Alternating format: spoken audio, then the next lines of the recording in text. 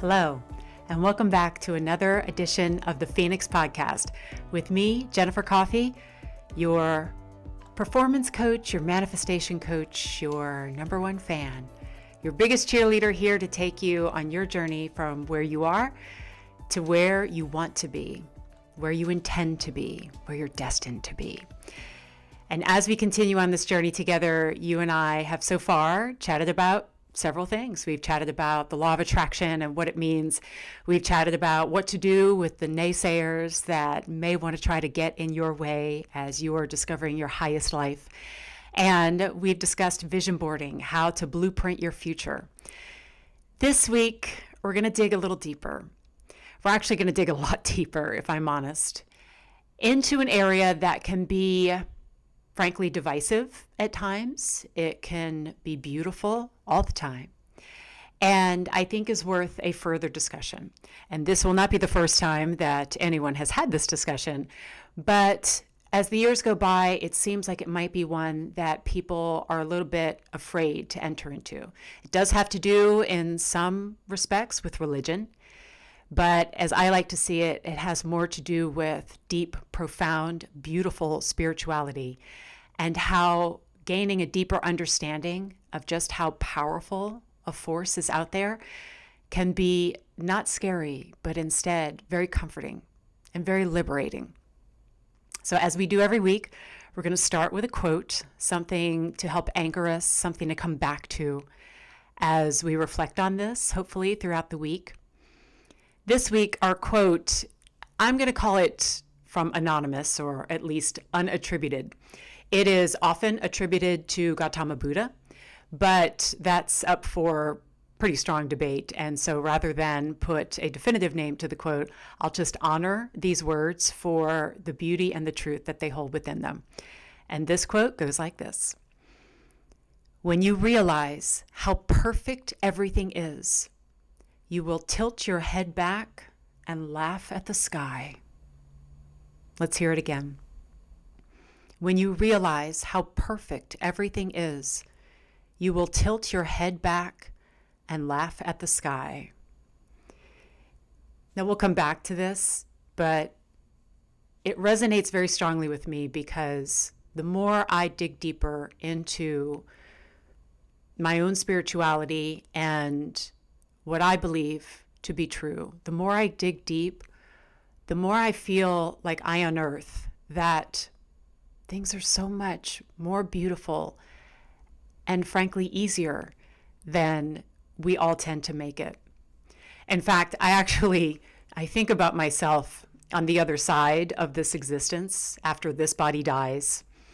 I think about myself reaching the other side, heaven, the afterlife, whatever.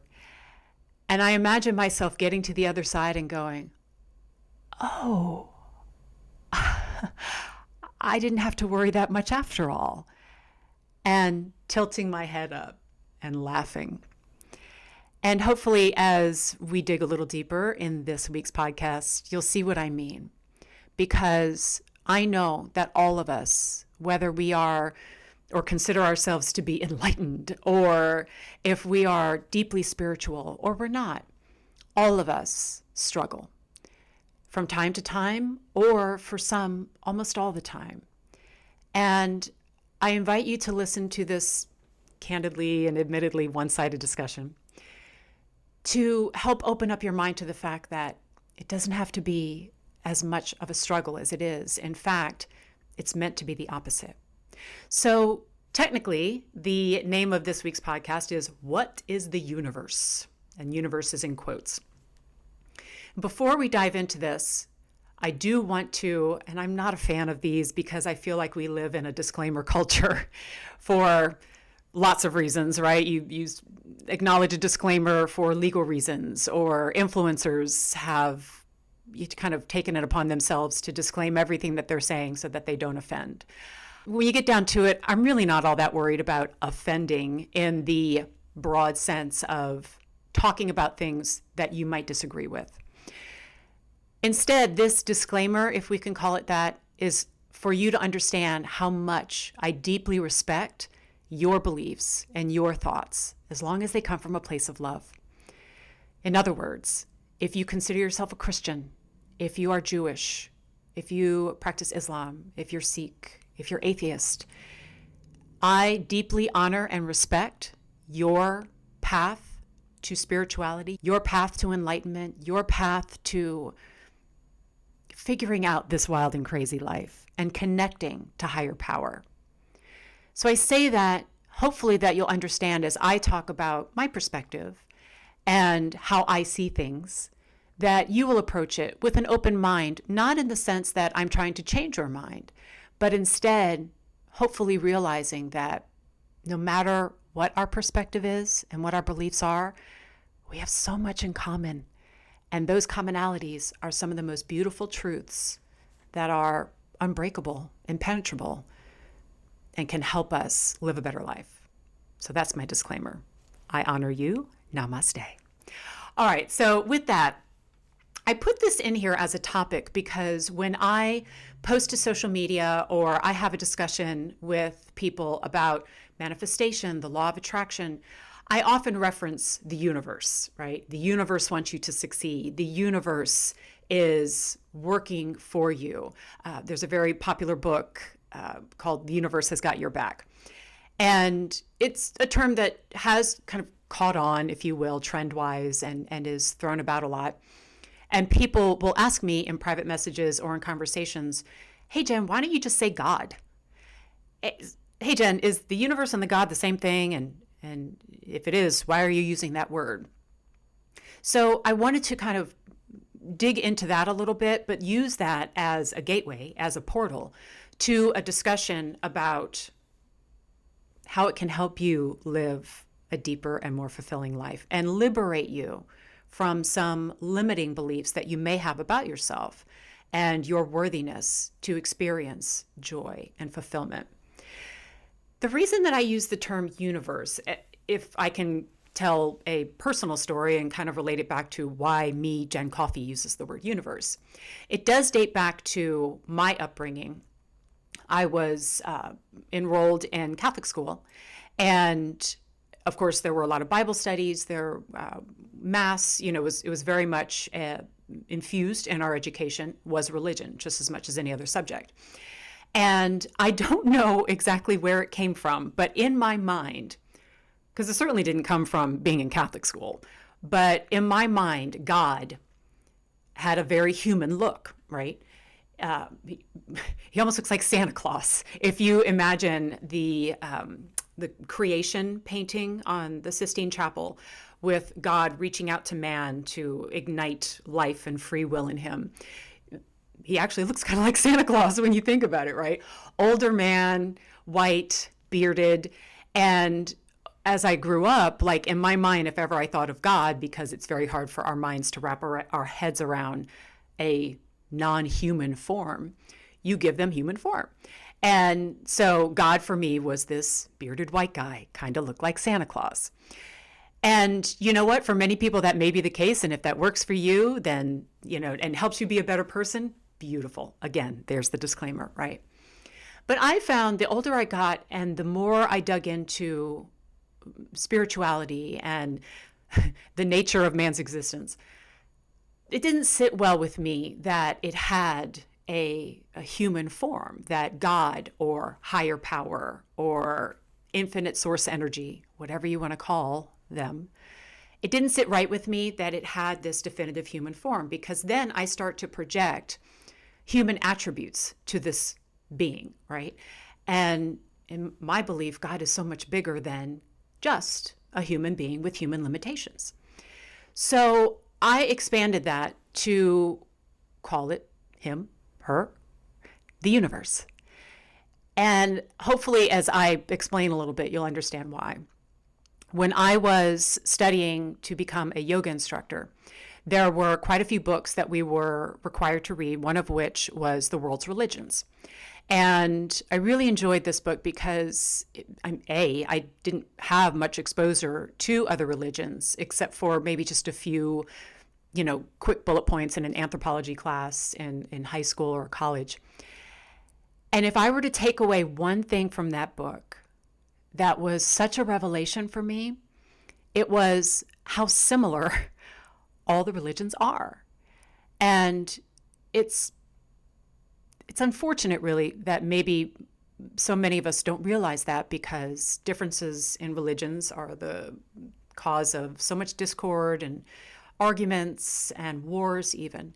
But I wanted to take it a little step further for this discussion. So I spent some time online investigating via Google the definition of God in different religions. And this is really interesting. So listen to this. I have to go to my notes for this one because I can't memorize all that. I'm not going to tell you the names of the religions. I'll just give you the different definitions, and maybe you can play a little game and see if yours is instantly identifiable. So God comes with the following definitions. 1, the eternal being who created and preserves all things.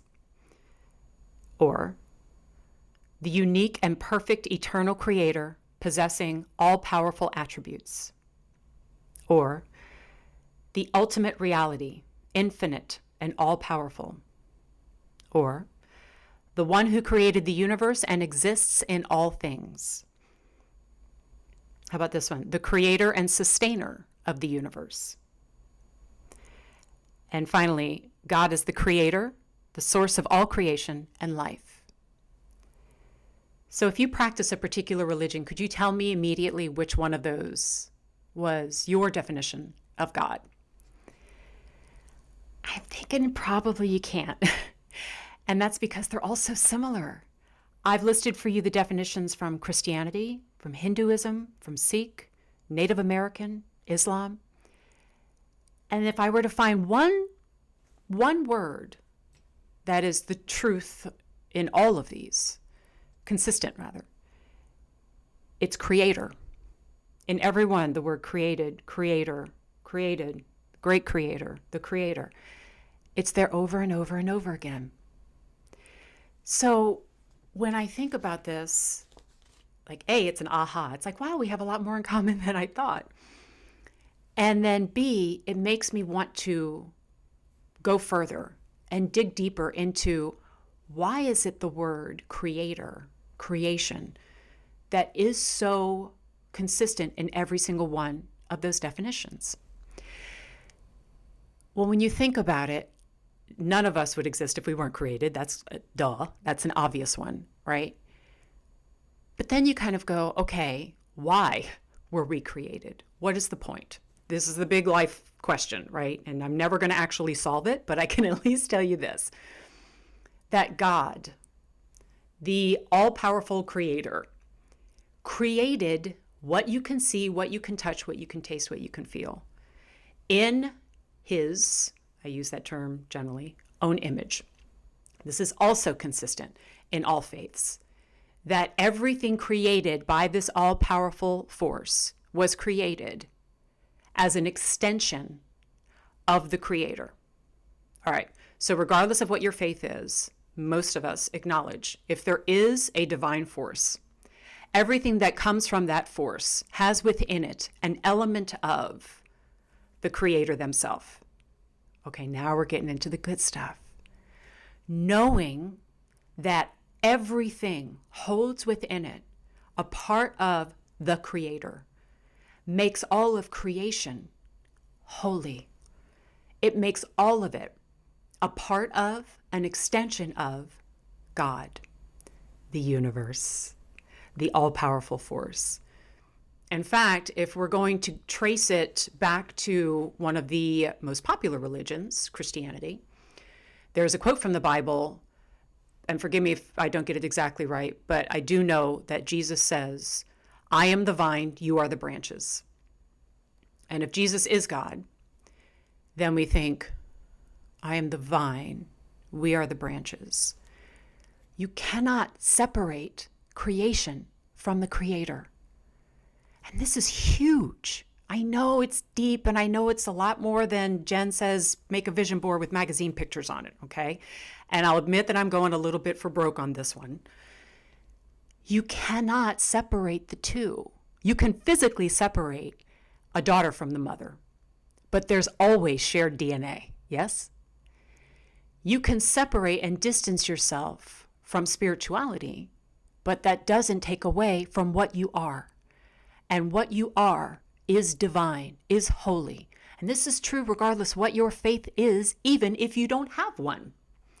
Because even an atheist will say, I'm here. I can touch this. I am. I am. And that has to come from somewhere. And from wherever it comes, you are part of that too. So if you're still with me at this point and you're going, okay, heard, that's pretty cool. Or maybe you're saying, duh, I knew this all along, right? The next question is, what do I do with this information? Or to put it crudely, so what, right? That was anecdotally something that I always asked myself because my mentor taught me this. I would always ask myself that when I was presenting on QVC. You say something about a product and then inside your mind you go, okay, so what? And so what would compel you to answer that question, right? And give the audience a reason to listen to what you said. You gave a feature, so what? You give the benefit, right? So if the feature is you are an extension of divine creation, and if the question is, okay, so what? Then the answer is, what do we do with this information? In this case, to give ourselves a more rich and fulfilling life. So we're going to bullet point some of those because you know I love my lists. But before we do that, it's plug time. It's not so subtle, quite shameless plug time. I mentioned this in our last podcast and will continue to do so because if there's one thing I love, it's taking what I've learned and what I continue to learn and customizing it for individuals one-on-one. So this podcast is, and thank you for indulging me, a one-sided conversation about things that I think are beautiful truths and can help us feel better and live a great life. But what's wonderful is when you apply these to an individual, you, in such a way that it's really tailored for what you want, well, then you can really accelerate your results. So I do offer one-on-one coaching. So if you are interested in having a private conversation, everything's confidential, and building a blueprint, a game plan with tips and tricks, life hacks, but more specific, a plan to get you from where you are to where you intend to be, well, I'd love to meet you. Email me, Jennifer, at jennifercoffey.com. That's JenniferCoffey.com.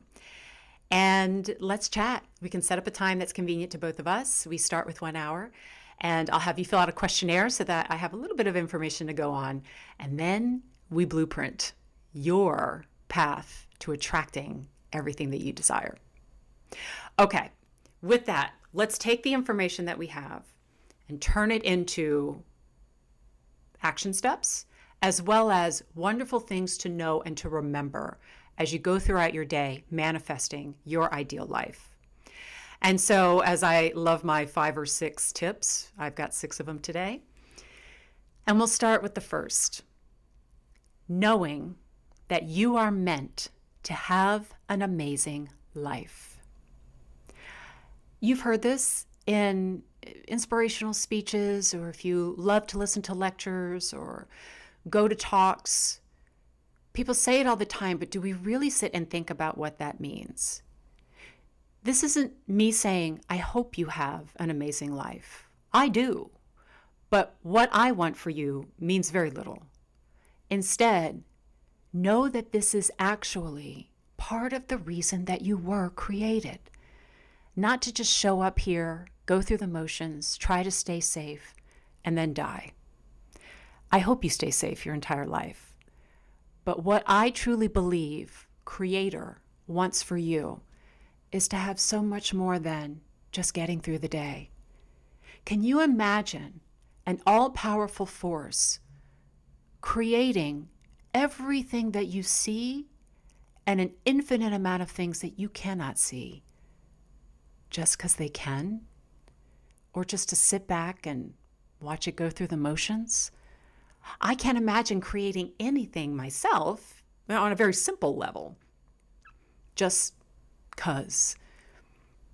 We create because it's an expression of who we are, and we want it to be enjoyed, or we want to enjoy it in return. So Creator created you so that you could dream big. And I mean bigger than even you're dreaming right now, even if it's big. Bigger than that. And not just dream it and then hope, or dream it and feel bad because you're not there yet. You're meant to dream it and live it. So when you think about, can I, should I, what if, but how, remember, Creator's going to take care of that. We'll talk about that too. But what you're meant to do is suck the marrow out of this life and get everything out of it that was given to you. You're meant to have an amazing life. Number 2, you have free will for a reason. Okay. Now we can go again back to parables and fables and Adam and Eve and what, they're being given fruit from the tree of knowledge, and what a mess that turned into, right? But in the end, what's the lesson? The lesson is it's a trade-off. You've got free will. You have the ability to mess up your life completely, and you have the freedom to make it amazing to the extent that you alone can. That's your free will. That's your gift. But the other side of that is that you're not doing this by yourself. Free will isn't just so that you can decide what you believe in or decide the job that you're going to have. It means you're also going to decide when you've had enough of where you are now and are ready for the next step. Now, that free will isn't just there so that you make that decision and then live a life of quiet desperation. It's meant to be there so that you can make a choice and, frankly, get uncomfortable. Broaden your horizons. Do things that scare you. Say things that you never thought would come out of your mouth. This podcast is an example of them. I've been scared to talk about this. And it was when I realized that I'm going against everything that I would be saying by not saying it. Well, then I knew I'm not practicing what I preach. So that free will is there to help you get to the point of being a little uncomfortable so that you can be joyful. Now, I touched on this, but it's worth going back to because it is the third point I want to bring up, which is you are not alone.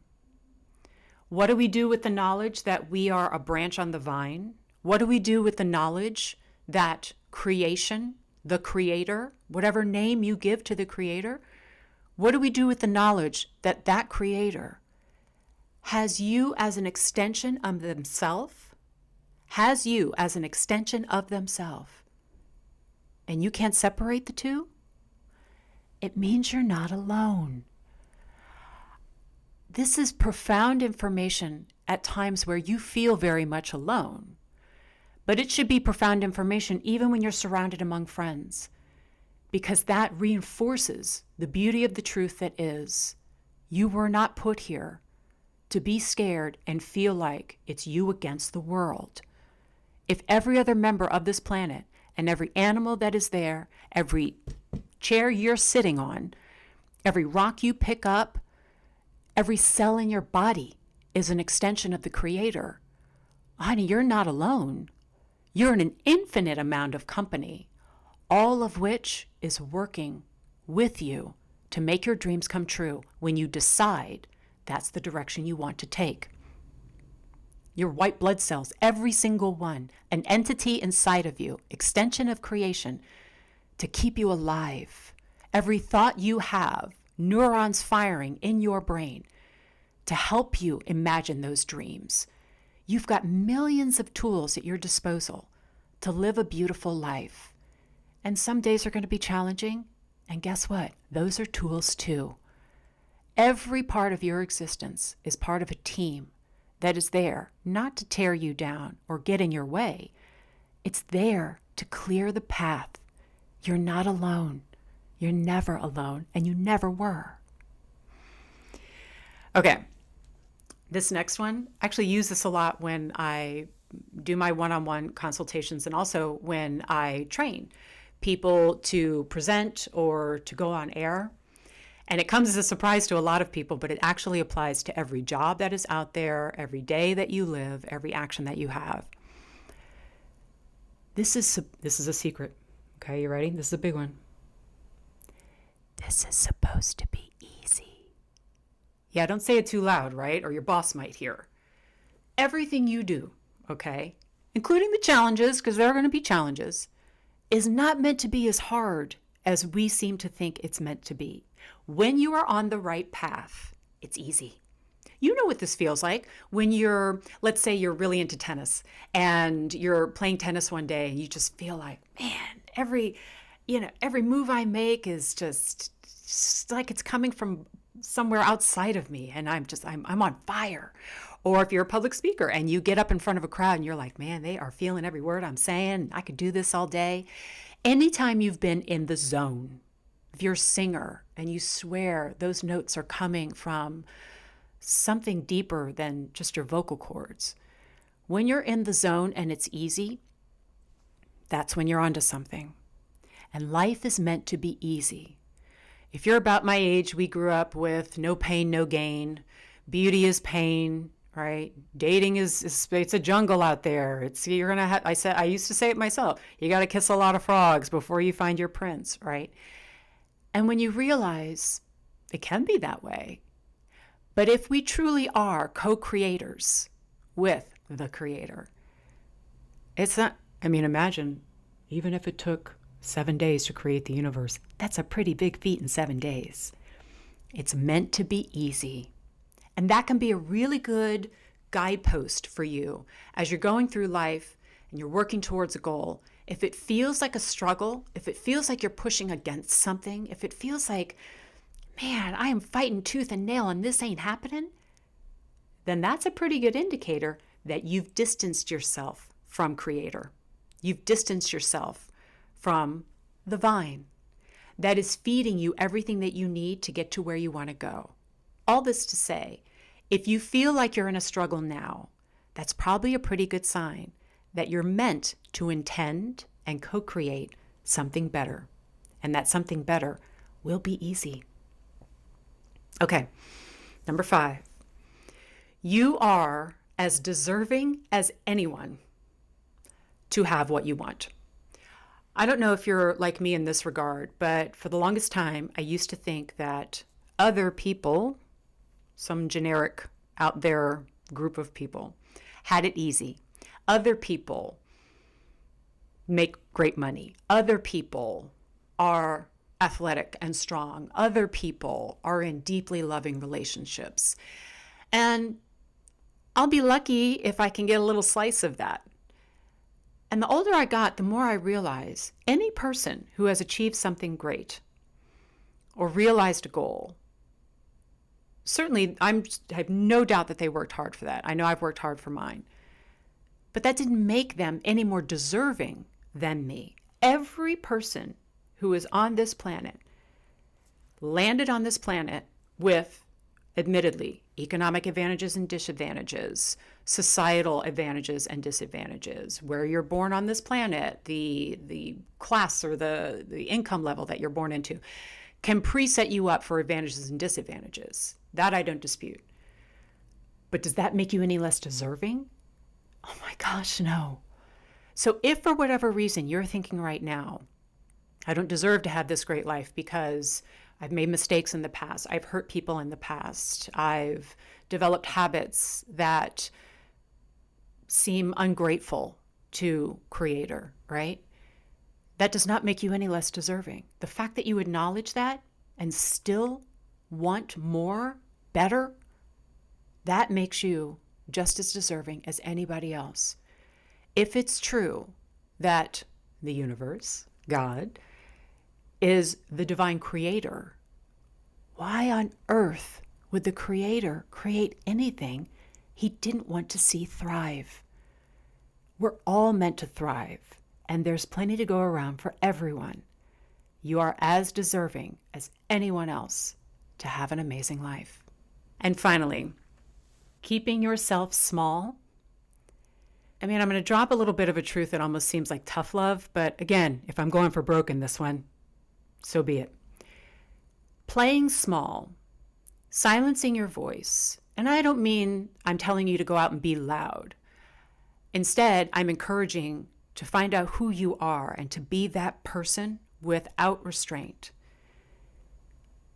Doing that is what you're meant to do. That is the appropriate use of your gift, the gift of life. Showing the world just how much you can do when you want and intend something to happen. Playing small, unfortunately, guys, it's not the good thing that a lot of people think it is. Playing small is like rejecting God's greatest gift. If I gift something to my daughter, I don't expect her to love it, but I would hope that she is appreciative of it. And if it's something that she asked for, well, I would hope that she uses it, right? And if for whatever reason that gift isn't used, you kind of wonder like, what did I do wrong? Or, did she really not want it after all? Like, here's this amazing gift that you wanted and you didn't use it. Well, you're given already the greatest gift imaginable, and that is life with free will. And playing small or seeing other people live their dreams and deciding, no, I don't deserve that, or it would be disruptive for me to go after that, or I could try, but it's easier to stay here. That's the equivalent of being given an amazing gift that you actually want and can use and just tucking it underneath the Christmas tree. It makes no sense. So when you realize that, at least again, I believe, Creator wants you to step outside your comfort zone. Creator wants you to realize just how amazing life can be. Creator wants you to love yourself like Creator loves you. When you realize that that's actually your job, as beautiful and easy as it is, well then, all the times in the years that you've done the opposite of that, we got to make up for. And that's why I talk about things like vision boarding and daydreaming before you go to sleep so that you can connect within and find out what it is that your higher purpose is, the one that makes you feel amazing. It isn't just so you can make a lot of money. It isn't just so you can be famous. It isn't just so you fall in love with an amazing person. Those are all very valid and beautiful reasons to want to grow beyond where we are right now. But when you really dig deeper and you realize pursuing your dreams is actually your divine calling, well, then it becomes such a different, now it's like, this is my mission. And we all have a purpose. We may not know what it is yet. Some people call it a calling, right? I mean, regardless of what your purpose is, your true divine calling, I believe, is to live your best life. Because I just can't imagine the Creator going through all of this trouble to make all of this just so that we're sad or bored or feel stuck. It's okay to feel those things. The question is, what do we do with it when we have the knowledge that that's not the end of our story? So on the other side of this, you may find yourself with a lot of questions, right? What do I do with this knowledge? How can I move forward? That's what we're here to talk about, hopefully forever. But I hope, if nothing else, it puts into a more positive and I think accurate perspective how holy it is to want more. Yes, you are meant to be grateful for what you have now. That's a big key that unlocks more joy. And if you move forward wanting more without feeling gratitude for where you are now, you're short-circuiting the process. But if you can remember, wait a minute, I am an extension of God. I am an extension of the universe, the Creator, divine energy. That's me. And that can't be wasted. When you think of it that way, well, pursuing your dreams, Now, that's a beautiful and positive crusade. You're doing God's work by wanting to be happier and being as happy as you can now. I hope you stuck with me. And again, if I've said anything that is contrary to what you believe, I hope it doesn't offend you. If anything, I hope it makes you think and appreciate your own faith more. And know again that I respect whatever you believe as long as it makes you happy. And that's truly what's important.